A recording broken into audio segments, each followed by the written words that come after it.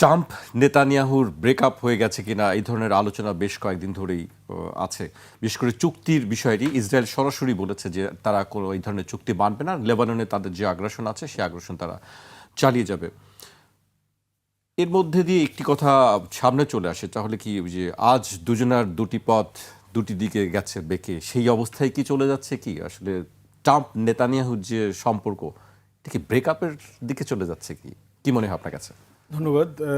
প্রথম কথা হচ্ছে যে আপনার সম্পর্ক তো মানে এই ডিভোর্স সেটেলমেন্টটা শুধু স্বাক্ষর হওয়াটা বাকি।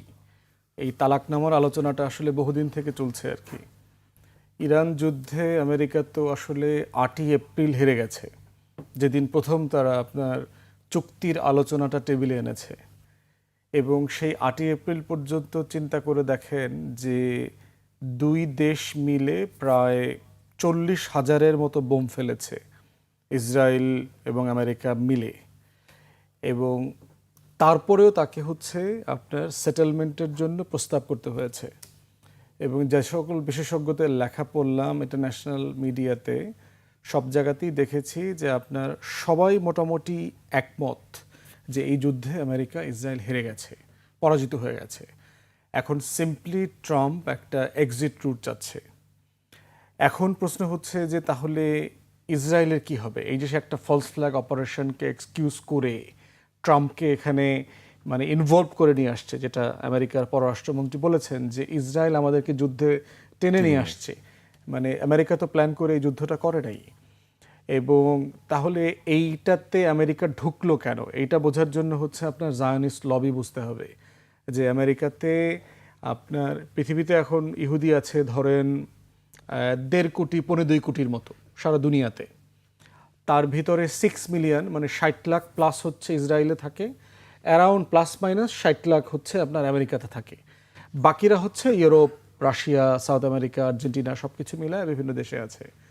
তো সেই আমেরিকাতে আপনার জায়নিস্ট লবি, পার্টিকুলারলি আইপ্যাক নামে একটা সংগঠন আছে, America Israel public affairs committee. I-PAC হচ্ছে ইহুদিদের সবচেয়ে বেশি প্রভাবশালী সংগঠন, যারা আমেরিকার প্রেসিডেন্টের বেডরুমের খবর পর্যন্ত নিতে পারে, এই লেভেলে পাওয়ারফুল তারা।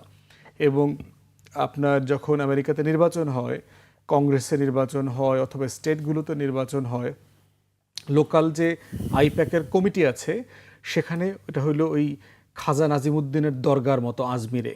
আপনি দেখবেন যে সবাই বিয়ের আগে ওখানে একটু হাজিরা দেয়, তারপরে বাবা মা বুড়া হইলে অসুস্থ হইলে ওখানে একটু হাজিরা দেয়, শামীম ওসমানের মতো ক্ষমতা থেকে পতন হইলে ওখানে একটু হাজিরা দেয়, শেখ হাসিনা 75 সালে গিয়ে ওখানে একবার হাজিরা দিছে বাবার মৃত্যুর পরে। তো এই জায়গাগুলো হচ্ছে আইপ্যাকের মিটিংগুলো হচ্ছে হাজিরা দেওয়ার মিটিং। প্রত্যেক দলের প্রত্যেক ক্যান্ডিডেটকে ওই আইপ্যাকের দরগায় গিয়ে হাজিরা দিতে হয়। তো সেই হাজিরা দেওয়ার জায়গাটা হচ্ছে দুইটা বিষয়। একটা হচ্ছে জুইশ ব্লক ভোট, যেখানে আপনার ব্লক ভোট আছে। এই ব্লক ভোটটা কোথায় যাবে? আমাদের দেশের মাইনরিটি ব্লক ভোট যেটা আছে, এটা কোন দিকে যাবে? সেটা ধরেন আমাদের দেশে প্রায় 55-60টা আসনে ডিসাইসিভ হয়ে যায় যে মাইনরিটি ভোট ব্যাংকটা কোন দিকে যাচ্ছে। ঠিক একই রকম এরকম জুইশ ভোট ব্যাংক আছে, যেটা আপনার একটা ডিসাইসিভ ফ্যাক্টর হিসেবে বিভিন্ন জায়গায় কাজ করে। দ্বিতীয়ত হচ্ছে মানি, আমেরিকার ফাইন্যান্সিয়াল ইন্ডাস্ট্রি যেটা আছে, শেয়ার মার্কেট, ওয়াল স্ট্রিট, তারপরে হচ্ছে ব্যাংক, বিমা, insurance, new York, Washington, Chicago, বড় বড় যে তাদের যে বিজনেস হাব আছে, হলিউড থেকে শুরু করে এভরিওয়্যার, সেখানে তাদের হিউজ ইনফ্লুয়েন্স আছে। আপনি চাইলে যে কোনো প্রেসিডেন্টকে নাকানি চুবানি খাওয়া দিতে পারবেন। মনিকা লিউনিস্কি অ্যাফেয়ার দেখেন, জুইশ ইহুদি মেয়ে, কিন্তু যেহেতু সে ইসরায়েলকে সহযোগিতা করবার ব্যাপারে, ফিলিস্তিনের ব্যাপারে, চুক্তির ব্যাপারে একটু প্রেশার দিয়েছে, ইসরায়েল আহত হয়েছে, ক্লিনটনকে ধরা খাওয়ায় দিছে, ধরা খাওয়ায় ইমপিচমেন্ট পর্যন্ত নিয়ে গেছে, বোঝানোর জন্য যে আমার আসলে ক্ষমতা কতটুকু। তো সেই জায়গাতে ট্রাম্প আছে হচ্ছে এই ক্ষমতা সম্পর্কে সে অবগত। ঠিক ইকুয়ালি এটাও বুঝতেছে যে বিকল্প গণমাধ্যম থাকার কারণে যেটা হচ্ছে, শুধুমাত্র আইপ্যাকের ক্ষমতা ইউজ করে আপনি মধ্যবর্তী নির্বাচন জিততে পারবেন না, যেটা নভেম্বরে আসছে। অতএব সেই জায়গাতে আমেরিকার এখন যারা ক্ষমতাসীন দল আছে, তারা যথেষ্ট মানে মাইনকা চিপায় পড়ে গেছে, আজকে ফাইসা গেছে আর কি। এই ফাইসা যাওয়া সিচুয়েশনে ট্রাম্প এবং নেতানিয়াহুর দুইজনের কিন্তু একই চিপায় ফাইসা গেছে। দুজনই হচ্ছে আসামি, দুজনই গ্রেফতার হয়েছে, দুজনের নামই সুপ্রিম কোর্টের মামলার জাজমেন্ট আছে। দুইজনই শুধুমাত্র জেলের ভাত খাইতে হচ্ছে না, কারণ তারা দুইজনই নির্বাচিত হয়ে গেছেন, অফিসে আছেন, যে প্রেসিডেন্সিয়াল এবং প্রাইম মিনিস্টারশিপ যে প্রেরোগেটিভ আছে সেই প্রিভিলেজ তারা এনজয় করছেন। এখন ট্রাম্প এসে যেটা করেছে সে তো আগেরগুলো তার প্রেসিডেন্সিয়াল পার্ডন দিয়ে দিয়ে তার মামলা টামলা সব সে নিজেকে নিজে ক্ষমা করে দিয়েছে। সে কত উদার দেখেন, মানে এইরকম উদার প্রেসিডেন্ট আপনি তার কোথাও খুঁজে পাবেন না, যে নিজেকে নিজে ক্ষমা করে দেয় আর কি। আর নেতানিয়াহুর যেটা হয়েছে, সে আসলে ক্ষমা করার অপশন আর তার হাতে নাই। সুপ্রিম কোর্টের ডিসিশনের কারণে যেটা হয়ে গেছে এটা ফাইনাল জাজমেন্ট। এখন সে যে কয়দিন ক্ষমতায় আছে ঠিক এই কয়দিনই সে ওই জেলের ভাত তাকে খেতে হবে না। এবং ইসরায়েলে কিন্তু এর আগে এই ঘটনা ঘটেছে, সাবেক প্রাইম মিনিস্টার অনেককে জেলে যেতে হয়েছে। আপনার এহুদ বারাক, ওলমার্ট যারা ছিল বিভিন্ন সময় তারা জেলে টেলে গিয়েছে করাপশনের চার্জে। এবং মানে মানে এত এভিডেন্ট, এত প্রমাণিত সত্য যে সেখান থেকে তার বের হওয়ার সুযোগ নাই। তাহলে এখন চিন্তা করেন যে ইসরায়েলের যে ক্যাবিনেট সেটা খুবই একটা ভালনারেবল, আপনার হাং পার্লামেন্টের মতো অবস্থা। অনেকগুলো প্রান্তিক এবং প্রচণ্ড রকম এক্সট্রিম জুইশ অর্গানাইজেশনগুলোর সাথে তাকে কোয়ালিশন গভর্নমেন্ট করতে হয়েছে। পিয়ার সিস্টেম আছে, অতএব কেউ মেজরিটি পায় না, সুপার মেজরিটিটা কেউ পায় না। তো এবং এই যে ওখানকার যে হুজুর টাইপের দলগুলো আছে খুবই এক্সট্রিম, এই আপনার al Qaeda, ISIS, Osama bin Laden মার্কা যে দলগুলো আছে এদের সাথে হইল নেতানিয়াহুর কোয়ালিশন। এই কোয়ালিশনে যদি থাকতে হয় তাহলে নেতানিয়াহুকে প্রচণ্ড রকম করে এই পাগলামিগুলো কন্টিনিউ করতে হবে। তাকে গাজায় যুদ্ধ চালিয়ে যেতে হবে, লেবাননে অ্যাটাক করতে হবে, দক্ষিণ বৈরুত নিতে হবে, সিরিয়ার গোলান হাইট নিয়ে নিতে হবে, ইরানে অ্যাটাক করতে হবে, তুরস্ককে হুমকি দিতে হবে। এইটা দিতে পারলেই হচ্ছে তার যে কোয়ালিশন পার্টনাররা আছে তারা সন্তুষ্ট থাকবে এবং নেতানিয়াহুকে সাপোর্ট দিবে। বনাম হচ্ছে তার গ্লোবাল রিয়ালিটি, যে সারা পৃথিবী থেকে সে বিচ্ছিন্ন হয়ে গেছে, আমেরিকা তাকে সাপোর্ট দিতে পারছে না, এবং এমন একটা জায়গাতে আমেরিকা চলে আসছে যে সারা দুনিয়ার অর্থনীতি, রাজনীতি, বিজনেস সব কিছু আলাদা হয়ে গেছে। দ্বিতীয় বিশ্বযুদ্ধের পর থেকে আপনার আমেরিকা এত পরিমাণ বিচ্ছিন্ন কখনো সে হয় নাই। তার যে সোকল্ড অ্যালাইজ আছে, মিত্র শক্তি আছে, তার মিত্র দেশগুলো থেকে এই লেভেলে সে কখনো এতটুকু বিচ্ছিন্ন হয় নাই। অতএব সেই জায়গাতে হচ্ছে নেতানিয়াহু এবং ট্রাম্প দুইজনই যার যার জায়গাতে খুবই ফাইসা যাওয়া সিচুয়েশনের মধ্যে আছে। সেখান থেকে হচ্ছে যে নিজেই ফাইসা গেছে, সে তার ভালোবাসার মানে ডুবন্ত প্রেমিককে সে কীভাবে উঠাবে? তার রোজ তো ডুবে যাইতেছে। এখন তার অপশন হচ্ছে যে জ্যাককে ডুবতে হবে, রোজকে ভাসায় দিতে হবে। আপনার এত তো লাইফ জ্যাকেট নাই। তখন জ্যাক সিদ্ধান্ত নিয়েছে, ঠিক আছে আমি ডুবে যাওয়ার সিদ্ধান্ত নেই, রোজ বেঁচে থাকুক।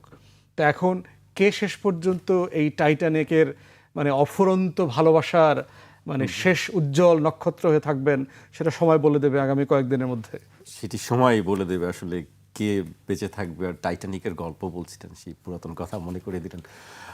আজিজ ভাইয়ের কাছে আসতেছে। আজিজ ভাই, আপনার কাছে কি মনে হয় যে ব্রেকআপ তো আমরা দেখছি যে হয়ে যাচ্ছে, তাহলে কি নেতানিয়াহুকে কি একা একাই লড়তে হবে? সেক্ষেত্রে কি সে পারবে? ঠিক ধন্যবাদ আপনাকে। আমার মনে হয় এই মুহূর্তে প্যালেস্টাইনরা আমার মনে হয় এজ ওভার করতে পারবে। কারণ হচ্ছে নেতানিয়াহু ওখানে পিয়ার সিস্টেম আছে, সবসময় হাং পার্লামেন্ট হয়। এখন যেটা আমি ফুয়াদ ভাইয়ের সাথে যুক্ত করতে চাই, ধরেন আমেরিকাতে ইহুদিরা প্রায় 1/3 ইউনিভার্সিটির ভিসি আছে, তারা শুধু অনেকগুলো প্রতিষ্ঠান, যত বড় বড় প্রতিষ্ঠান আছে সবগুলোর দখলে তারা, যার ফলে ইহুদিকে ম্যানেজ করতে পারে না। এবং আপনি দেখেন সারা ওয়ার্ল্ড বিক্ষুব্ধ, তারপরেও ওই ইসরায়েলিদের মোসাদকে সাপোর্ট দেয়, এরা সাপোর্ট দেয়। এখন যে জায়গায় নেতানিয়াহু ঢুকে পড়ছে, এক হলো কোর্টের রায় আছে, দুই হলো তাকে যুদ্ধ করেই বাঁচতে হবে যতদিন সম্ভব।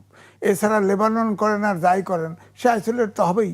আর ট্রাম্প সে ভুল করে ফেলছে, সে ফিরে চাচ্ছে যুদ্ধ থেকে। আপনি খেয়াল করে দেখেন, আফগানিস্তান থেকে সে হাত গোটায় চলে আসছে, ভিয়েতনামের 30 বছর যুদ্ধ করে সে হাত গোটাইছে, এবং ইরাকে আপনার যুদ্ধ করতে গিয়ে সে যে অর্থনৈতিকভাবে ক্ষতিগ্রস্ত যে পরিমাণ হয়েছে। ধরেন একটা ড্রোন ইরান নিজে বানায়, একটা ড্রোনকে ইনসেপ্ট করতে হলে 3টে ড্রোন লাগে কমপক্ষে 3 দিক থেকে। এখন একটা ড্রোনের 4 গুণ খরচ পড়ে, আমেরিকার 4 গুণ বেশি খরচ পড়ে। তো যার ফলে এই করতে গিয়ে এদিকে কাতারে তাদের রাডার ছিল, অর্থাৎ ইরানের যত আগ্নেয়াস্ত্র ছাড়া হতো সব ওখান থেকে মনিটর করতে পারতো। ওইটা কিন্তু ইরান ধ্বংস করে দিয়েছে, আন্দা করে ফেলছে।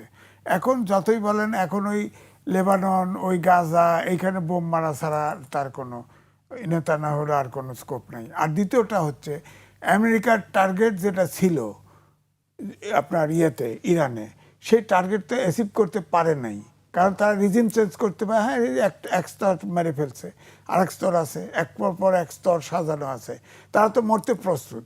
আর ইরানে যে আপনার যে আরও হয়েছিল, আপনার যে গ্রুপ দল ছিল, এগুলো কিন্তু এই যুদ্ধে এক হয়ে গেছে। দুই হলো, ইরানে প্রাকৃতিকভাবে ঐশ্বরিকভাবে একটা ক্ষমতা, ওখানে পদাতিক বাহিনী যা যুদ্ধ করতে পারবে না। 51টার মতো প্রদেশ আছে, এবং প্রদেশগুলো সব কিন্তু আপনার মালভূমি এবং পাহাড় দ্বারা বেষ্টিত। ওখানে কোনো ল্যান্ড ফোর্স যাইতে পারবে না, কোনো যেমন ধরেন ট্যাঙ্ক যাইতে পারবে না, কিছু নামতে পারবে না। এদিকে ইরান দীর্ঘদিনভাবে, আমার মনে হয় সার্ভেতেই শর্টেজ আছে আমেরিকার। তারা গুহার ভিতরে ইউরেনিয়াম, গুহার ভিতরে অ্যাটমিক এনার্জি কি রাখছে না রাখছে খবর। এখন রাশিয়াতে বলছে যে আমার দেশে শেল্টার দেবো তোমাকে, ওইগুলো ইউরেনিয়াম যা আছে আমার দেশে রেখে দেব। তো এখন আমার মনে হয় যে ট্রাম্প বুঝে ফেলছে তার এই পাগলামি আর চলতেছে না। তাকে ফাইনালি কিন্তু ওই যে ফুয়াদ ভাই বললেন 8 তারিখে, ওই দিনই কেল্লা ফতে হয়ে গেছে, বুঝে ফেলছে সে। তারপরে সে আপোষ করার সুযোগ খুঁজতেছিল, কিন্তু নেতানিয়াহুর চাপে এটা পারতেছিল না। কিন্তু এখন তো তার উপায় নেই, সারা ওয়ার্ল্ড তার বিপক্ষে চলে গেছে, আমেরিকাতে প্রতিবাদ হচ্ছে, তার তো আপোষ করে উপায় নেই। এদিকে যুদ্ধে হেরে যাচ্ছে, নিশ্চিন্তে হেরে যাচ্ছে, হারার ছাড়া কোনো উপায় নেই। এখন তো তাকে আপোষ করতেই হবে। এখন চুক্তি করলে নেতানিয়াহু ইসরায়েল আলাদা হয়ে যাবে আমার কাছে মনে হচ্ছে, কারণ সে তো আপোষ করতেই পারবে না। আপোষ করা মানে সুইসাইড করা। সুতরাং যতক্ষণ পারে এখান থেকে মারা যাক, হিটলারের মতো মরে যাবে, ছাড়বে না ও, আমার কাছে মনে হচ্ছে। ট্রাম্প এই পাগলামি করে সারা বিশ্বটাকে অস্থির করে রাখলো, এই আর কি। জি, আমি আপনার কাছে আবারও আসবো। এই পর্যায়ে আমি ব্যারিস্টার আসাদুজ্জামান ফুয়াদের কাছে আসতে চাই। চুক্তি এখনো হয়নি, চুক্তির খসড়া মোটামুটি চূড়ান্ত হয়ে গেছে, বলা হচ্ছে যে শুক্রবার এটি সই হতে পারে, পাকিস্তানের প্রধানমন্ত্রী বলেছেন। প্রশ্ন যেটি আমার কাছে সন্দেহের একটি জায়গা হচ্ছে যে চুক্তি কি আসলে এটি শেষ পর্যন্ত থাকবে, কি মনে হয় আপনার কাছে? যে শর্তগুলো আছে, শর্তগুলো যদি আপনি বিবেচনা দেখেন, ইউরেনিয়ামের বিষয়গুলো আছে আমেরিকার জন্য মাথা ব্যথার, সেই জায়গা থেকে কিন্তু ইরান সেই জায়গাটা ছাড় দেয়নি। না, নিঃসন্দেহে। এবং আপনি দেখেছেন হয়তো যে ট্রাম্প কিন্তু আপনার কাতারের একটা প্রতিনিধি দলও ইরানে পাঠিয়েছে চুক্তির এই 14 দফা আলোচনা করবার জন্য, এবং আমেরিকারও 2-1টা প্রস্তাবনা আছে এটা। তো তেহরান সরাসরি বলে দিয়েছে যে আমাদের 14 দফার আগে পরে এর বাহিরে আর কোনো টপিক নিয়ে আলোচনা হবে না, এটাই হচ্ছে ফাইনাল ড্রাফট। ইরান আবার দুষ্টামি করে ট্রাম্পকে জানিয়েছে যে আমরা একটা দফা যোগ করতে রাজি হচ্ছি, সেটা হচ্ছে আমরা পারমাণবিক বোমা বানাবো না। মানে এটা হচ্ছে আমেরিকার সাথে একটা জোকস করা আর কি, যেটা আমেরিকা সরকার বলে আসছে যে ইরান ইউরেনিয়াম এনরিচমেন্ট প্রোগ্রাম চালিয়ে নিয়ে যাচ্ছে, তারা সেন্ট্রিফিউজ গরম করতেছে, এত বেশি গরম করতেছে, কদিক পর পরে আলো জ্বলে উঠবে, বোম ফেটে উঠবে, এত উপরে চলে গেছে, এত ডিগ্রিতে চলে গেছে। তো এইটাকে দুষ্টামি করতে গিয়ে বলতেছে যে এটা সাসপেন্ড করতে হবে প্রোগ্রাম, ইউরেনিয়াম যেটা রেডি করা আছে এটা থার্ড কান্ট্রিতে ট্রান্সফার করতে হবে, প্রয়োজনে রাশিয়াতে ট্রান্সফার করতে হবে, অথবা অন্য কোনো দেশে, অথবা সুইজারল্যান্ডে ট্রান্সফার করতে হবে। এটা ছাড়া ইরান অলরেডি অস্বীকার করেছে যে আমার জিনিস আমি কোথাও ট্রান্সফার করব না। থার্ড হচ্ছে এখানে ইন্সপেকশন দিতে হবে, ইন্টারন্যাশনাল যে অ্যাটমিক এনার্জি এজেন্সি আছে তাদেরকে ইন্সপেকশনের জন্য সুযোগ করে দিতে হবে। তো ইরান এর কোনোটাতে রাজি হয় নাই। এখন এই 2টা বিষয় এখানে আপনার চুক্তি নিয়ে একটা অনিশ্চয়তা আছে। একটা হচ্ছে চুক্তিটা শুক্রবার পর্যন্ত মানে এই সিদ্ধান্তটা ঠিক থাকবে কিনা ট্রাম্পের, যে আসলে আমেরিকা এবং ইরান এইটা সাইন করছে।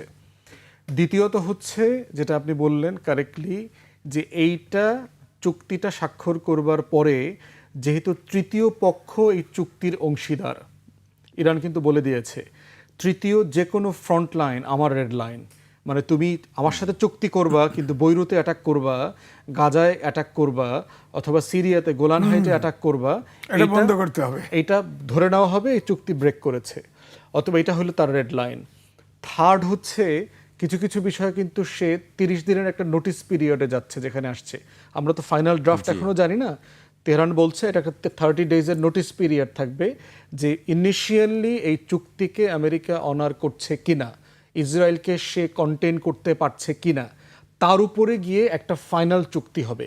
এই জন্য অনেকে কিন্তু এটা বলছে এটা আসলে চুক্তি না, এটা MOU, মানে একটা পার্মানেন্ট সিজফায়ার হবার জন্য একটা ফ্রেমওয়ার্ক, একটা ট্রাস্ট বিল্ডিং এক্সারসাইজ, যে আসলে আমাদের পক্ষগুলোর ভিতরে আমরা একটা আস্থা অর্জন করতে পেরেছি, যেটা আসলে একটা মানে স্থায়ী যুদ্ধবিরতির দিকে যেতে পারে, একটি সমঝোতার একটি ব্যাপার। কাইন্ড অফ একটা MOU হচ্ছে। এবং সেখানে কি করতে হবে আপনাকে, কিন্তু যেটা বলা হচ্ছে যে 24, 25, 26 বিলিয়ন ডলারের যেটা টাকার কথা বলেছে, 50% টাকা এর ভিতরে অ্যাডভান্স পেমেন্ট করতে হবে। তো ইরান কিন্তু অনেকগুলো শর্ত দিয়েছে, এতগুলো অবরোধ আছে। আপনি যে হরমুজকে কেন্দ্র করে, ইরানের যে বিভিন্ন নৌঘাটিকে কেন্দ্র করে যে আপনি সিজ করে রাখছেন আপনার আমেরিকার দিয়ে, বিমান দিয়ে, আমেরিকার জাহাজ দিয়ে, এগুলো উজ্জ্ব করে নিতে হবে। আমেরিকার সকল ফোর্স ইন্টারন্যাশনাল ওয়াটারে নিয়ে যেতে হবে, কোনো রিজিওনাল ওয়াটারে থাকতে পারবে না। অতএব এইগুলো কিন্তু তেহরান শর্ত দিয়ে দিয়েছে যে এইটা আমেরিকা এনফোর্স করে কিনা আগামী 1 মাস, সেটা আমরা দেখব। এবং ইকুয়ালি বলছে ইরান কিন্তু ইউনাইটেডে বলেছে যেটা এক প্রশ্ন যেটি আমি একটু যোগ করি, মানে ট্রাম্পের পক্ষ কি এই সব শর্ত কি সত্যি সত্যি মেনে নেওয়া সম্ভব, নাকি ট্রাম্প একটা ছলচাতুরির আশ্রয় নিচ্ছেন? মানে হিস্টোরিক্যালি পশ্চিমা দেশগুলোর ছলচাতুরের অভ্যেস তো বেশ পুরাতন, কিন্তু এখন প্রশ্ন হচ্ছে যে আমার মনে হয় সারা দুনিয়ার কেউই এই চুক্তির উপরে আসলে খুব বেশি ভরসা করছে না। ইরানের নতুন করে হারানোর আর কিছু নাই, এখন যা কিছু হারানোর সব কিছু হচ্ছে পশ্চিমের, ইসরায়েলের এবং আমেরিকার। এখন প্রশ্ন হচ্ছে তেহরান এখন এমন একটা আপার হ্যান্ডে চলে আসছে যে আপনি দুষ্টামি করতে পারেন, চাইলে করবেন, কিন্তু আমার কিছু যায় আসে না, হরমুজ আমার নিয়ন্ত্রণে আছে। হরমুজ থেকে পৃথিবীর এই যে 15-20% তেল, গ্যাস, এনার্জি যাতায়াত যেটা করার কথা সেটা করবে না। আপনি ফেক মানে ফলস ফ্ল্যাগ লাগায় এই দেশের শিপ দিয়া, ওই দেশের পতাকা দিয়া এখান থেকে যাতায়াত করবেন, আমেরিকা সোলজার আইনা খার্কদ্বীপ নিবে, এইটা নিবে সেটা নিবে, এগুলো বলতে পারেন, কিন্তু দিন শেষে তেহরান অলরেডি প্রমাণ করে দিয়েছে কার হাতে ক্ষমতা। ওমানের সাথে ইতিমধ্যে চুক্তি করে ফেলছে, 2 দেশ মিলে তারা ওখানে মাসুল যেটা আদায় করবে, খাজনা যেটা আদায় করবে, দুই ভাই মিলে ট্রাম্প ভাগ যেভাবে বাটোয়ারা কথা করে বলছেন, নিবে। আজকে তিনি বলছেন যে শুক্রবারে হরমুজ প্রণালী খুলে দেওয়া হবে। হতেই পারে যদি আপনার স্বাক্ষর হয়, চুক্তি ট্রাম্প যদি- দেখতে চাইবে যে চুক্তিটা এনফোর্স হচ্ছে, তাহলে সেক্ষেত্রে আমার মনে হয় ওই যে একটা উইন্ডো রেখেছে তেহরান, 30 দিনের একটা উইন্ডো, না হলে সে আবার ব্লক করে দেবে। কারণ সে সাকসেসফুলি একবার ব্লক করতে পেরেছে, তার তো কনফিডেন্স লেভেল ভেরি হাই। সে জানে যে এটা কিভাবে ব্লক করতে হবে, কিভাবে এটা ধরে রাখতে হবে, ইসরায়েল এবং আমেরিকার যুদ্ধের দুর্বল জায়গাগুলো কোন জায়গাতে, তারা কি কৌশল ফাঁদ পাততে পারে। তেহরান তো অলরেডি এই বিষয়গুলো তার আইডিয়া হয়ে গেছে। আমেরিকা এবং ইসরায়েল নতুন করে এমন কোনো মেশিন তার হাতে নাই যেটা সে এখন ব্যবহার করে দুনিয়াকে তাক লাগায় দিতে পারবে। এখন শুধু পারমাণবিক বোমা বানানো কি বাকি আছে? ইউজ করা বাকি আছে। এখন সেটা তো লাস্ট রিসোর্ট। ওইটা তেহরান এখন যে অবস্থায় আছে আপনার ইউরেনিয়াম সমৃদ্ধকরণের জায়গায়, ওইটা তার 2-3 দিনের ব্যাপার। সে যদি সিদ্ধান্ত নেয় আমি বোমা বানাবো, অনেককে ধারণা করেন যে তার হাতে অলরেডি আছে, আছে, হ্যাঁ অলরেডি underground আছে, এবং এটা তার জন্য খুব ডিফিকাল্ট কোনো কাজ না আর কি। পুশিনের ঘটনা আছে। আমরা সম্প্রতি আবার দেখলাম যে প্রধানমন্ত্রীর একজন উপদেষ্টা, তার সঙ্গে ঠিক আচরণ করা হয়নি, অসৌজন্যমূলক আচরণ করা হয়েছে, হয়রানি করা হয়েছে এক ধরনের। আজকে সে বিষয়ে তিনি কথাও বলেছেন। তিনি বলেছেন যে বাংলাদেশ বিকিয়ে দিয়ে কারোর সঙ্গে কখনো সম্পর্ক করবে না।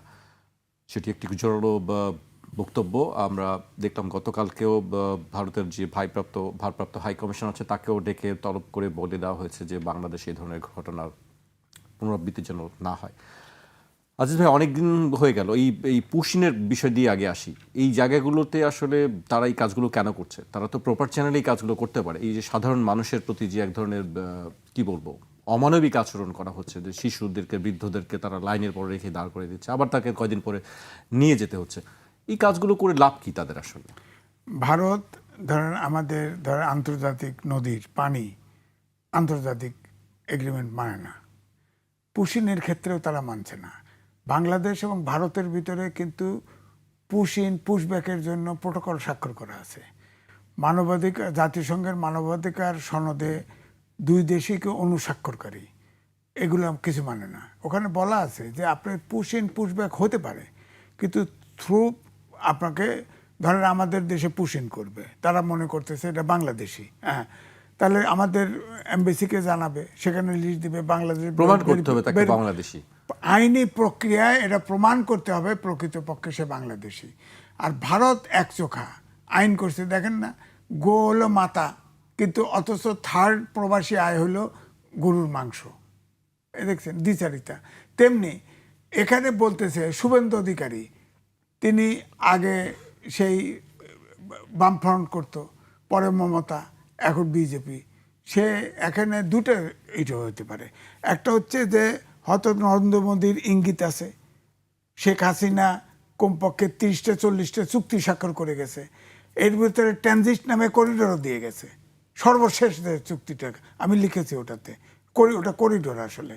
তো তারা অর্থাৎ পশ্চিমবঙ্গের থেকে সোজা 7 সিস্টারে ট্রেন যাবে এবং ট্রেন সোজা ওখান দিয়ে আসবে। এটা বাংলাদেশের কোনো ইন্সপেকশন করার ক্ষমতা নেই।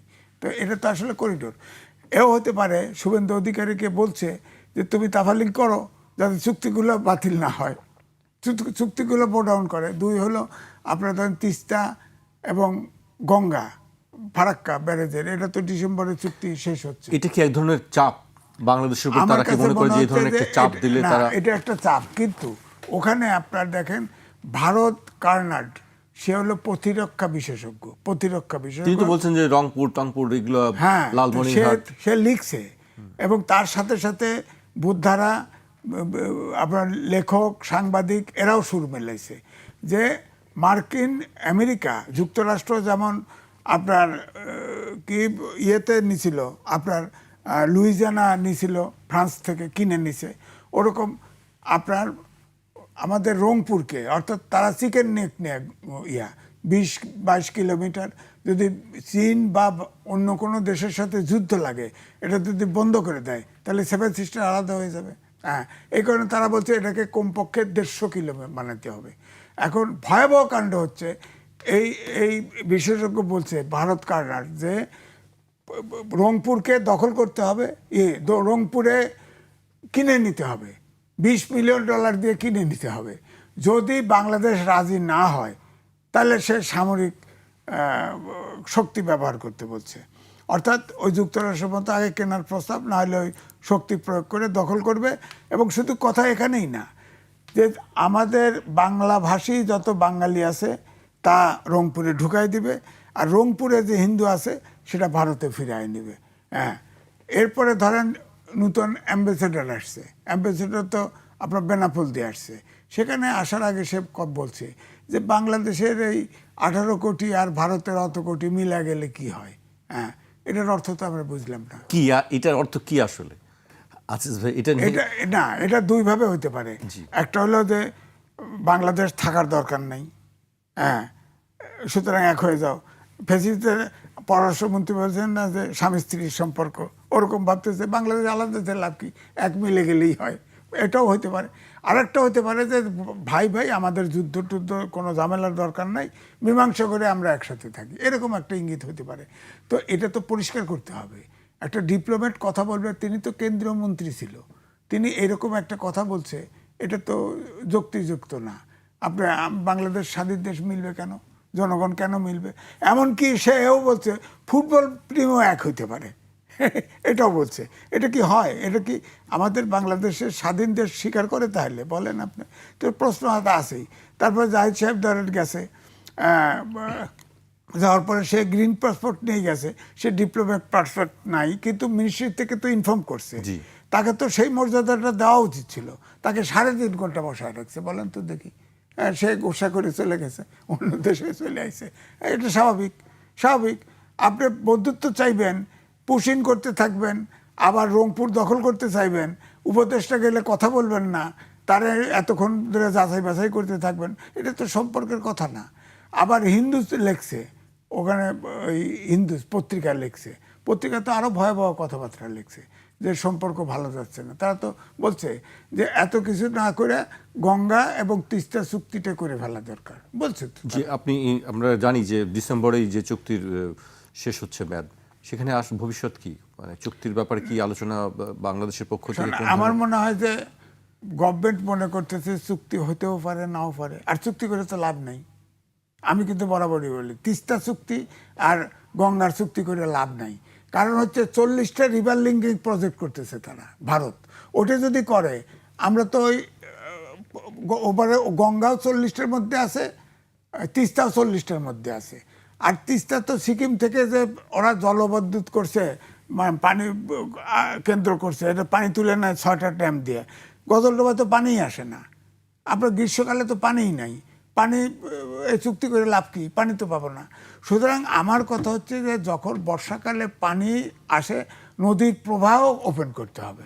তাই এই জন্য কিন্তু দেখা গেছে ধরেন পদ্মা ব্যারেজ অলরেডি প্ল্যান করে ফেলছে, তিস্তা ব্যারেজও বাংলাদেশ করতে চাচ্ছে, ভারত উষ্মা প্রকাশ করেছে। তা আমার ভূখণ্ডে, তোমার ভূখণ্ডে তুমি পানি আটকায় রাখবে, আমার ভূখণ্ডে আমি ব্যারেজ দেবো, সমস্যা কি? আমারটা আমি করবো না?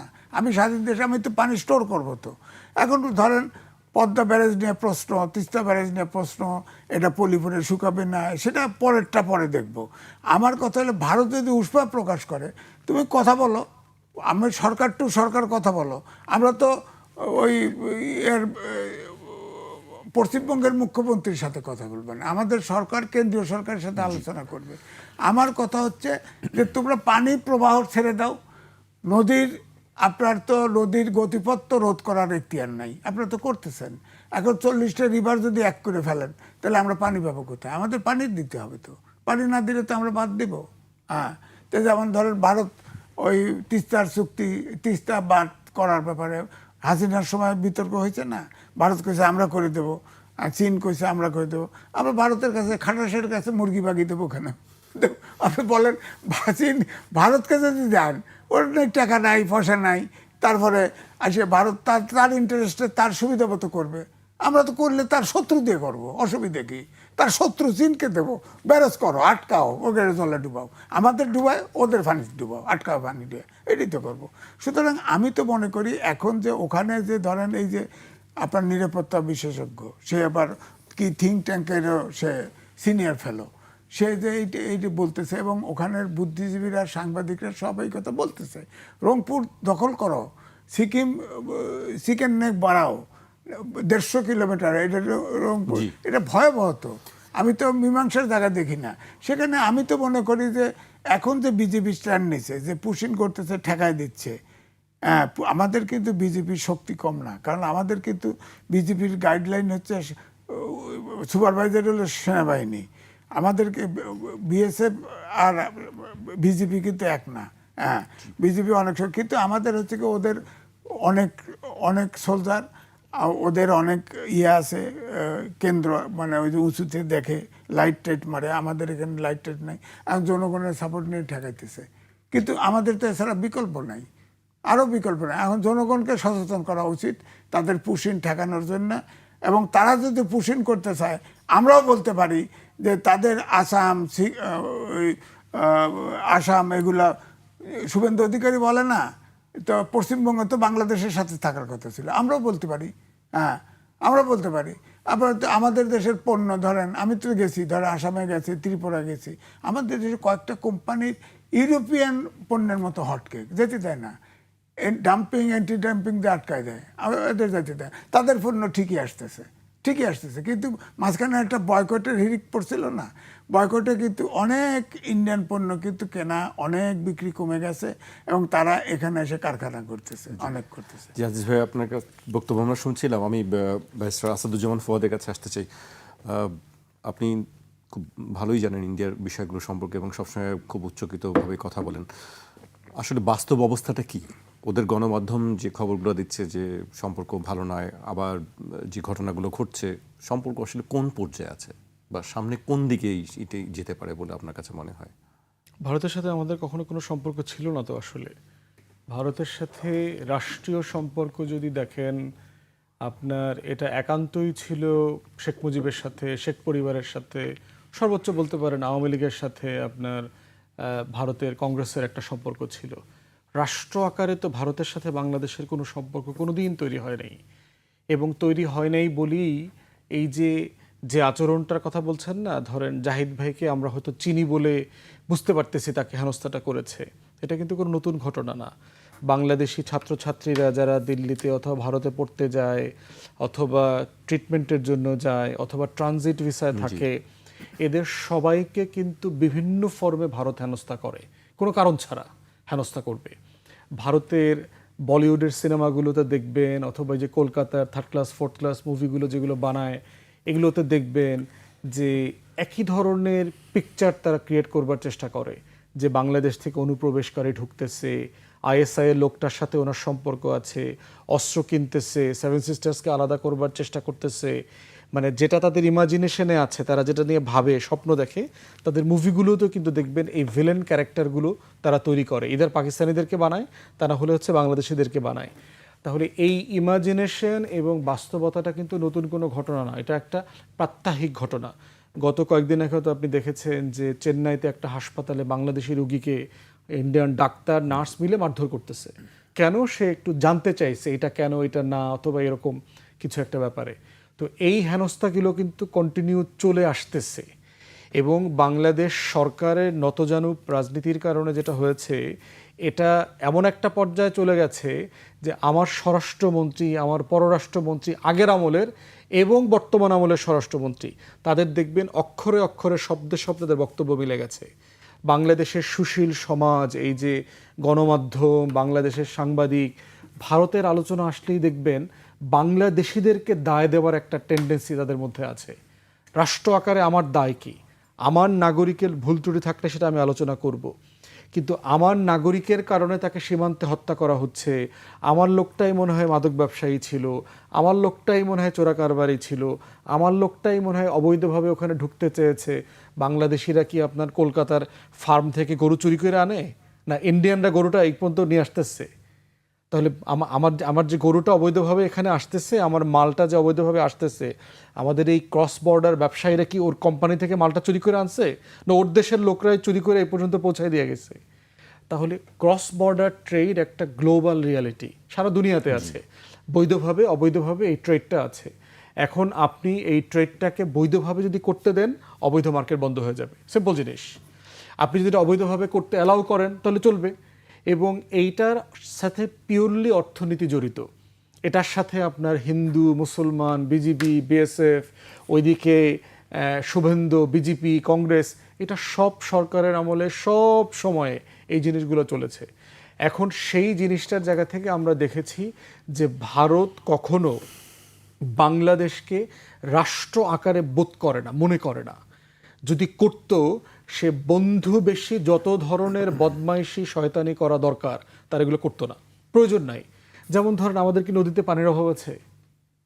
ভারতের প্রয়োজন মেটানো, বাংলাদেশের প্রয়োজন মেটানো, নেপাল বলেন, সিকিম বলেন, ভুটান বলেন, আমাদের সবার প্রয়োজন পূরণ করবার মতো পানি আল্লাহ তাআলা আমাদের এই অঞ্চলের নদীতে দিয়েছেন।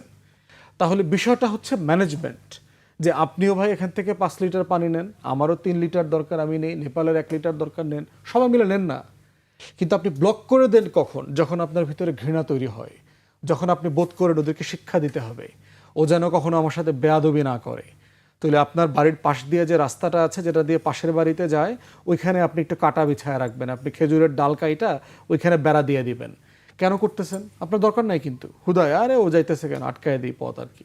এইটা সিম্পলি একটা হুমায়ুন ফরিদির নাটকের মতো আর কি, হুদাই এইখানে ঝামেলা করবে আর কি, খলনায়কের মতো। তো সে সম্পর্কের জায়গায় এটা কখনো চেষ্টা করে নাই। দেখেন নদীর পানির হিস্সা কি পাকিস্তানের সাথে আছে না? সিন্ধু নদী, ঝিলাম নদী, অনেকগুলো পানি চুক্তি আছে না পাকিস্তানের সাথে? মাস্তানি করে পাকিস্তানের সাথে? মাস্তানি করে না তো। সম্প্রতি আপনার এই যে সোকল যুদ্ধে হাইরা কি অপারেশন সিঁদুরে মানে ব্যাপকভাবে পরাজিত হওয়ার পরে তারা একতরফাভাবে সিন্ধু নদীর পানির চুক্তিটাকে সাসপেন্ড করে দিল। পাকিস্তান তখন আপনার permanent court of permanent arbitration সিপিএতে চলে গেছে আপনার নেদারল্যান্ডে, এবং নেদারল্যান্ডের হেগে দেখলাম গত কয়েকদিন আগে পাকিস্তানের পক্ষে রায় দিয়েছে যে চুক্তির ধারা ভারত লঙ্ঘন করেছে, ক্ষতিপূরণ দিতে হবে, উড্র করতে হবে, যা যা অ্যাকশন নেবার দরকার সবগুলো করেছে। তাহলে বাংলাদেশ কেন করতে পারে না? বাংলাদেশ একমাত্র সময় শহীদ প্রেসিডেন্ট জিয়াউর রহমান জাতিসংঘে এটাকে উড্র করে নিয়েছিলেন, 76 অথবা 77 হবে। এবং এটা করবার কারণে যেটা হয়েছে, 78 ভারত গঙ্গা চুক্তি করতে বাংলাদেশের সাথে বাধ্য হয়েছে with security clause. Security clause মানে হচ্ছে আপনি সামারে উইন্টারে আমাকে কত কিউসেক পানি দেবেন, গ্যারান্টি ক্লজ আছে, যেটা 96 চুক্তিতে ছিল না। এবং আমরা ইতিমধ্যে ইন্টারনাল সোর্স থেকে জানতে পারছি চুক্তি ভারত রিনিউ করবে না, তাদের কোনো আগ্রহ দেখতে পাচ্ছে না। বাংলাদেশ সরকারের পক্ষ থেকে রিপিটেডলি এই ব্যাপারে আলোচনা করা, তথ্য আদান প্রদান, আপনি জানেন যে জয়েন্ট রিভার কমিশন আছে দুই দেশের, জয়েন্ট রিভার কমিশনে কোনো তথ্য আদান প্রদান তারা করে না। অথচ তাদের দায়িত্ব হচ্ছে ভারতকে, যেহেতু সে আপস্ট্রিম, সে উজানের দেশের লোক, তাকে প্রত্যেকটা পয়েন্টে পানির পরিমাণ প্রতিদিন এই রিপোর্ট শেয়ার করতে হবে বাংলাদেশের সাথে। সে মাসেও শেয়ার করে না, 3 বার 4 বার 10 বার চিঠি দিলেও সে চিঠির উত্তর দেয় না, সে মিটিং করে না, বৈঠক বসে না। তাহলে আপনি কেমন রাষ্ট্র? আপনি রাষ্ট্র আকারে আমাকে স্বীকার করছেন না তো, আপনার আচরণ বলে দিচ্ছে যে আপনি আমাকে রাষ্ট্র আকারে স্বীকার করেন না। দ্বিতীয়ত দেখেন, সীমান্তে মানুষ মারতে হবে কেন?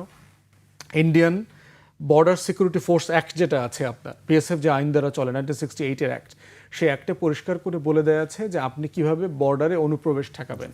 সেখানে এক্সট্রিম সার্কামস্ট্যান্সেসের কথা বলা আছে। যদি কোনো বিএসএফ সদস্য মনে করে তার জীবনের হুমকি তৈরি হয়েছে, তখন মাত্র আপনি শ্যুট করতে পারবেন। কোন দিন কবে বিএসএফের জীবনের হুমকি তৈরি করেছে? কোন বাংলাদেশিকে হত্যা করার পরে বিএসএফ দাবি করেছে তার হাতে অস্ত্র পাওয়া গেছে? কোনোদিন দাবি করেছে যে সে অস্ত্র হাতে আমাকে অ্যাটাক করতে এসেছিল, তখন আমি তাকে মানে সেলফ ডিফেন্সের কারণে অ্যাটাক করেছি, গুলি করেছি? একটা ঘটনা ঘটেছে? এত হাজার হাজার বাংলাদেশিকে হত্যা করবার ঘটনাতে আমাদের চোখে কখনো পড়ে নাই। তাহলে আপনি শুট অন সাইট পলিসি যে এনফোর্স করছেন, দেখা মাত্র গুলি করা, এটা কোথায় পেলেন? এটা কোথাও নাই তো, ভারতের আইনেই তো এটা নাই। আপনার ফরেনার্স অ্যাক্ট আছে ইন্ডিয়াতে, 1946-এর অ্যাক্ট, সেখানে বলে দেওয়া আছে আপনি যদি অনুপ্রবেশ করেন, অবৈধভাবে ঢোকেন, তাহলে 5 বছর 10 বছর পর্যন্ত সাজা হইতে পারে। মানে আপনি কীভাবে ঢুকছেন, যদি অবৈধভাবে জিনিসপত্র থাকে, অস্ত্র থাকে, একা থাকেন অথবা গ্রুপে ঢোকেন, বিভিন্ন ফর্মে ঢুকলে আপনি সাজা দিতে পারবেন। গুলি কেন করছেন? গ্রেফতার করেন, গ্রেফতার করে বিচার করেন, বিচার করে জেলে নিয়ে যান। আমাদের মাননীয় স্বরাষ্ট্রমন্ত্রীকে তো আপনারা গুলি করেন নাই, ওনাকে গুলি করলেন না কেন? তাহলে ওনাকে যেহেতু গুলি করেন নাই, তাহলে অন্যদের গুলি করতে হচ্ছে কেন? এই যে আওয়ামী লীগের হাজার হাজার লোক পালাইলো, আপনারা বর্ডার খুলে দেন নাই, আপনারা টাকা পয়সা নেন নাই। বিএসএফ কি মানে আমাদের মানে উপমহাদেশের লোক, তাদের চরিত্র সম্পর্কে আমরা জানি না, ওরা ফেরেশতা নাকি? ওনারা গরু খান না, মানে ওনারা মানে খুব ভালো মানুষ, সৎ মানুষ। তো এই লক্ষ লক্ষ কোটি টাকার লেনদেন করছেন, এই বর্ডার দিয়ে তো করছেন। তাহলে সেটা বাংলাদেশিদেরকে দেখলে গুলি করেন কেন? কারণ টাকার লেনদেন ঠিকমতো হয় নাই। পুরো সীমান্ত জুড়ে ফেন্সিডিলের কারখানা তৈরি করছে বিএসএফ এবং ইন্ডিয়ান ব্যবসায়ীরা, শুধুমাত্র বাংলাদেশে পাচার করবার জন্য। এটা ভারতের মার্কেটে বিক্রি হয় না। তো কি পরিমাণ মানে বন্ধু রাষ্ট্র আমার, যে সে আমার দেশে পুরো সীমান্ত জুড়ে ফেন্সিডিল বিক্রি করবে আমার আমার আমার যুব সমাজকে ধ্বংস করে দেওয়ার জন্য, টাকা ইনকাম করবার জন্য। ট্রেড ডেফিসিটের ব্যাপার দেখেন, যে আমাদের আরেকটা বড় গুরুত্বপূর্ণ জায়গা, যে আপনি আমার দেশে ব্যবসা বাণিজ্য করেন, কোনো সমস্যা নেই, আমরা সবাই তো WTOর মেম্বার, আমরা ফ্রি ট্রেডে বিশ্বাস করি, আমাদের সংবিধানে বলে দেওয়া আছে।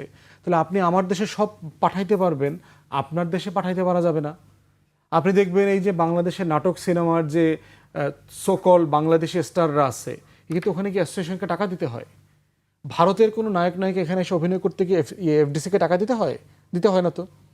আপনি যদি ওখানে যান, একজন ক্যামেরাম্যান হায়ার করেন, ওদের একটা ক্যামেরাম্যান হায়ার করতেই হবে আপনার।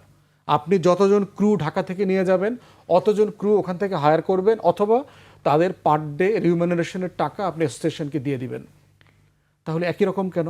আমরা এখান থেকে স্টার জলসার মতো যত 3rd class 4th class TV দেখতে পারি, বিটিভি দেখা যায় না কেন ওখানে? আমাদের দেশের আমাদের যে টেলিস্টোরিয়াল টিভিগুলো আছে, আপনাদের মতো টেলিভিশনগুলো আছে, ওখানে দেখতে দেয় না কেন? ওদের রেডিও এখানে শুনতে পান, আমাদেরটা শুনতে পাবে না কেন? তাহলে আপনি আমাকে রাষ্ট্র মনে করেন কি না? মানে আমার সাথে যে আপনার একটা সম্মানজনকভাবে এঙ্গেজ হইতে হবে, সেটা আপনি কখন করছেন, কবে করলেন? এরপরে হচ্ছে রাজনৈতিক ইন্টারফেয়ারেন্স। আপনি আমার দেশে খুন খারাপি থেকে শুরু করে আমার নির্বাচনী ব্যবস্থা ধ্বংস করে দেওয়া, কোন দল রাজনীতি করতে পারবে পারবে না, কোন দলের ক্ষমতায় যাওয়া উচিত উচিত না, কোন দল নির্বাচন ছাড়াও ক্ষমতায় থাকলে জায়েজ, আবার কোন দল নির্বাচনে জিতলেও জায়েজ না, এই ফতোয়াও আপনারা দিল্লি থেকে দেন। এই লেভেলের ইন্টারফেয়ারেন্স কেন আপনারা করেন? তাহলে আপনি আমাকে যে রাষ্ট্র মনে করছেন না, এগুলো দিয়ে সেটা প্রমাণ হয়। এবং এই জন্য দেখেন এবার পশ্চিমবাংলা নির্বাচনের এজেন্ডা কি ছিল? অবৈধ অনুপ্রবেশকারী এবং বাংলাদেশ। টোটাল ইলেকশন ক্যাম্পেইন হয়েছে বাংলাদেশের উপরে। তাহলে একটা রাষ্ট্র কি আর একটা প্রদেশের নির্বাচনের ইস্যু হইতে পারে কিনা? এরপরে হচ্ছে আপনি যেটা আনলফুল মাইগ্রেন্টদের কথা বলছেন, অনুপ্রবেশকারীদের কথা বলছেন। আমি ইংল্যান্ডে লম্বা সময় international human rights law, asylum, immigration practice করেছি। অবৈধ অনুপ্রবেশকারী অথবা অবৈধ নাগরিকদেরকে কিভাবে ডিল করা যায় তার আন্তর্জাতিক প্রোটোকল আছে, মানবাধিকারের আইন আছে, যে আপনি কিভাবে ডিল করবেন। ডিটেনশন সেন্টার আছে, আপনি অ্যাম্বাসিকে খবর দেবেন, এই পাসপোর্ট, এই এনআইডি তোমার দেশের নাগরিক, তুমি তাকে নেওয়ার ব্যবস্থা করো। আপনি জয়েন্ট সার্ভিস সেন্টার চালু করেন না, আপনি বেনাপোল থেকে শুরু করে আমাদের চেক পয়েন্টগুলোতে আপনি আমাদের সাথে কথা বলে ক্রস বর্ডার ম্যানেজমেন্ট প্রোটোকল আছে, আমার 2011 সালের প্রোটোকল আছে সীমান্ত ম্যানেজ করবার জন্য, সেখানে আপনি বসেন, আপনি আমার লোকদেরকে নিয়ে আসেন, এনে তার ডকুমেন্টেশন সহ আমরা আমাদের বিজিবি, আমাদের হোম মিনিস্ট্রি, আমাদের ইমিগ্রেশন ওখানে যাবে, ইন্টারভিউ করবে। এটা তো খুব যদি বেশি, এটা আমার দেশের নাগরিক হয় ফেরা নিয়ে আসবো। খুব সহজ একটি প্রক্রিয়া। সেটি তো তার না, প্রোটোকল আছে, সারা দুনিয়াতে এটার প্রোটোকল আছে। আপনি কেন রাত 2টার সময় লোক ফেরত দিতে হবে? এবং কাদেরকে ফেরত দিচ্ছেন? সবচেয়ে গরিব মানুষগুলোকে। আপনি ভারতের কথা বাদ দেন, তারা তো ক্রিমিনালও না, একেবারে সাধারণ মানুষ, বাচ্চা, শিশু, মহিলা সবাই। এবং আপনার বাংলাদেশের অধিকাংশ গ্রামের মানুষের কাছে গিয়ে বলেন তো তুমি যে বাংলাদেশী এটার প্রমাণ করো। বাংলাদেশের অধিকাংশ গ্রামের কৃষি পরিবারের সদস্য, জেলে পরিবারের সদস্য, প্রান্তিক জনগোষ্ঠী কোনো কাগজপত্র দিয়ে প্রমাণ করতে পারবে না সে বাংলাদেশী। কারণ আমার এই সোসাইটি তো ডেভেলপ কান্ট্রির মতো না যে আপনার 10টা ডকুমেন্ট আছে, আপনি স্কুলে পড়েছেন, আপনি ওখানে চাকরি করেছেন, এনআইডি আছে, পাসপোর্ট আছে, বিদেশ যাচ্ছেন, আপনার ছবি আছে, এইটা আছে, সেটা আছে। তো আনডকুমেন্টেড লাইফ লিড করি তো আমরা। আমাদের জেনারেশনে আমরা যারা শিক্ষিত মানুষ, আমাদের কাগজপত্র হয়েছে কবে? জিজ্ঞেস, আজিজ ভাই তো অনেক সিনিয়র, আমাদের বাবাদের বয়সী মানুষ, জিজ্ঞেস করেন তো ওনাদের ওনার প্রথম চোতাটা পাইছে কিসের, কখন, যদি বাংলাদেশি প্রমাণ করতে পারবে? বাংলাদেশের আমাদের সব অঞ্চলের এনআইডিটা আর এসএসসি সার্টিফিকেট বড়। এক্স্যাক্টলি। কত সালের ঘটনা এগুলো? 2007 সালে আইন করলো, 6 সালে আইন করলো, birth certificate, death certificate, NID এগুলো করতে হবে। তাহলে সেই রকম একটা রিয়েলিটিতে আমরা যে সমাজে বাস করি, এখানে অলমোস্ট সকল জনগোষ্ঠীর এই অঞ্চলের আনডকুমেন্টেড লোক। তারপরও আমরা তো বলি নাই যে বাংলাদেশি নাগরিকদেরকে আমরা ফেরত দেবো না, নেব। আপনি একটা ডিসেন্ট, একটা ভদ্র সম্মানজনক প্রোটোকলে আসেন, আপনি রাত 2টার সময় ধান খেতে, পাট খেতে আমরা নদীর কেন পাড়ে নিব উঠাই না? দিবেন। আমরা রোহিঙ্গাদেরকে আমরা লক্ষ 17 লক্ষ লাখ রোহিঙ্গা নিছি, আমরা লক্ষ লক্ষ অবৈধ ভারতীয়রা এখানে চাকরি বাকরি করতেছে, কাউরে লাথি দিয়ে তো বাইর করে দেয়নি আমরা। এরা ডলার ইনকাম করতেছে, পাচার করতেছে বাংলাদেশ থেকে, কাউরে তো বাইর করে দেওয়া হয় নাই। তো আমরা চাচ্ছি এই জিনিসগুলোর রেজলিউশন হোক। ভারত কখনো এগুলোর রেজলিউশন চায় নাই। ডক্টর জাহিদ ভাইয়ের উপরে যে আচরণটা করা হয়েছে, এটা একটা ফেনোমেনাল রিয়ালিটি। এটাই প্রতিদিন হচ্ছে। সীমান্তে আমার গরিব মানুষের গরুটা নিয়ে যায় বলে, যেহেতু আপনি তাকে চেনেন না জাহিদ ভাইয়ের মতো, ওটা রিপোর্ট হচ্ছে না। আমার এলাকার পুকুরের মাছে বিষ ছেড়ে দিচ্ছে, ধান কেটে নিয়ে চলে যাচ্ছে, কাটা ধান নিয়ে চলে যাচ্ছে, কাটা ধানে আগুন ঢেলে দিয়ে যাচ্ছে বিএসএফ এর লোকজন। তারপরে মানে মারামারি তো রয়ে গেছে। আসাম কুমিল্লা সীমান্তে তো আপনার বহু অঞ্চলে ইলেকট্রিফাইড তার দিয়েছে। আপনি প্রায় দেখবেন যে বিদ্যুৎ স্পৃশ্য হয়ে লোকজন মারা যায় ওখান থেকে ক্রস বর্ডার চেক অবৈধভাবে মুভ করার সময়। তো এগুলো তো ভয়ঙ্কর মানবাধিকারের লঙ্ঘন। আপনি তো সেগুলো সামারালি বুঝতে হলে ভারতের মনস্তত্ত্ব বুঝতে হবে যে সে কোন ধরনের মানুষকে মানুষ মনে করে। তার যে ব্রাহ্মণিজমের যে ফ্রেমওয়ার্ক, সে তার নিজের দেশের 86% মানুষকে মানুষ মনে করে না। তাদেরকে নমশূদ্র যে জনগোষ্ঠী আছে, নন ব্রাহ্মণ জনগোষ্ঠী যারা আছে, সেই হিন্দুত্ববাদী ফ্রেমওয়ার্ক থেকে তারা বাংলাদেশকে দেখে, এখন ভারতকে দেখে। তো এই দীনেশ ত্রিপিদি হচ্ছে পর্যাপ্ত পরিমাণ গাঁজা খেয়ে আসার কারণে উল্টাপাল্টা কথা বলছে। ভাই আমরা তো সার্ক করছিলাম, তুমি 140 আর 20 কোটি 160 কোটি হিসাব দিতেছো, আমরা তো এই 7 দেশ মিললে একসাথে থাকার জন্য আলাপ করছিলাম, একসাথে একটা ইকোনমি হোক, একসাথে ট্রাভেল ফ্রি, আপনার নড়াচড়া হোক, সবাই সব দেশে গিয়ে লেখাপড়া করবে, চাইছিলাম তো, করেন নাই তো। সার্ককে তো আপনারা আন্ডারমাইন করেছেন, ডিসফাংশনাল করে রেখেছেন। আমরা তো এই ভূখণ্ডের জনগোষ্ঠীর সাথে হাজার হাজার বছর ধরে একসাথে ছিলাম। 47 আলাদা হইতে হয়েছে কেন? আপনাদের কারণে হইতেছে। আপনারা লখনৌ প্যাক্ট মেনে নেন নাই, বেঙ্গল প্যাক্ট মেনে নেন নাই, ক্যাবিনেট মিশন প্ল্যান মেনে নেন নাই বলেই এই রাষ্ট্র সত্তা আলাদা করে তৈরি হইতে হয়েছে। অতএব এটা নতুন কোনো বাস্তবতা না। এই মূর্খতার জায়গা থেকে রাষ্ট্রকে নতুন করে কল্পনা করবার সুযোগ নাই। আমরা প্রচণ্ড রকম বাস্তববাদী। সম্পর্ক চাই সম্মানের ভিত্তিতে। জি, সম্পর্ক চাই সম্মানের ভিত্তিতে, অবশ্যই। না দেখেন, ছাত্র জীবনে, ইউনিভার্সিটি জীবনে স্লোগান দিয়েছি, ভারতীয় সম্প্রসারণবাদ ধ্বংস হোক নিপাতজাত। অর্থাৎ ফুয়াদ ভাই যে কথাগুলি বলল, দৃষ্টিভঙ্গি একই। ভারত কখনই বাংলাদেশকে কখনই শক্তিমান কোনো দেশ মনে করে না। আমাদেরকে চাপে রাখতে হবে এবং তার অ্যাটিচিউডটা হচ্ছে জনগণ টু জনগণ সম্পর্ক নাই, সরকারের সাথে সম্পর্ক রক্ষা করতে চায়। যার ফলে দেখেন দক্ষিণ এশিয়ার একটি দেশের সাথে তার সম্পর্ক নেই ভারতের। আমাদের বাংলাদেশে কিন্তু ভৌগোলিকভাবে খুব স্ট্র্যাটেজিক পয়েন্টে আছি, যার ফলে আমাদেরকে চাপে রাখতে চায় আরও বেশি করে। আপনার মালদ্বীপ থেকে পাত্তারি গোটায় চলে গেছে না, ভারতে 18 কোটি জনগণের দেশ এবং ভূখণ্ড ওই যে সেভেন সিস্টার নাক গলার না, সেভেন সিস্টার যে চীন তো সবসময় উকিঝুঁকি দেয়, আমরা একটু সাইড দিলেই তো কেটে দিব, আটকাই দিব। সুতরাং এর বিশ্বায়নের যুগে কোনো দেশকে এতিম ভাবা ঠিক না। ভারতের এই অ্যাটিটিউড পাল্টানো দরকার। ভারত রাষ্ট্র টু রাষ্ট্র, আমরা স্বাধীন দেশ, মুক্তিযুদ্ধ করে স্বাধীন করছি, এই দেশকে স্বাধীনতার মর্যাদা দিয়েই তাদেরকে ডিল করতে হবে।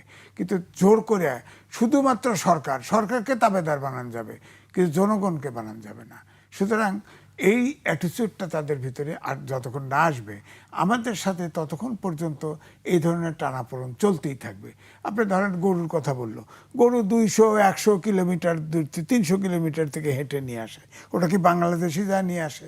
বর্ডার আসলেই কয় চোর, গরু চোর, গুলি করে মারি ফেলে। এটা হলো ফেলানির বিচার আজ পর্যন্ত করে নাই, কাঁটা তারে ঝুলতেছে, হ্যাঁ সে কাঁটা তার দিয়ে পাড় দিয়ে আসতে গুলি করে মারি ফেলছে, আজ পর্যন্ত বিচার করে না।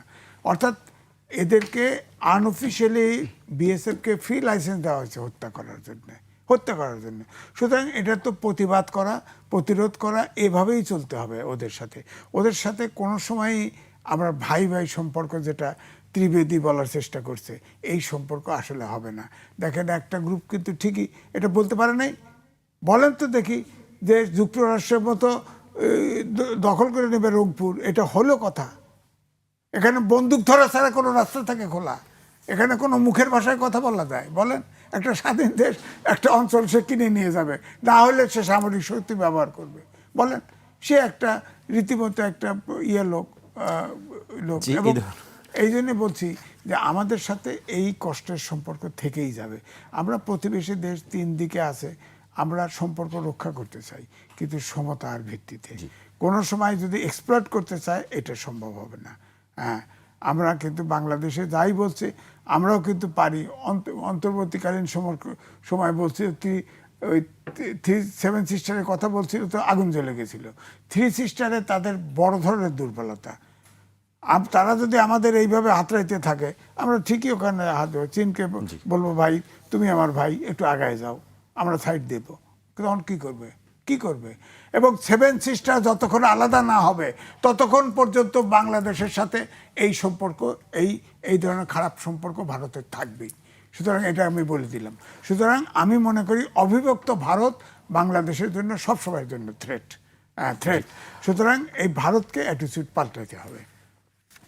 সামনে সেই জন্য আমরা অপেক্ষা করব যে আসলে ভারত তার মানসিকতা থেকে এগিয়ে আসবে। আপনাদের দুজনকেই অনেক ধন্যবাদ আমাদেরকে সময় দেওয়ার জন্য।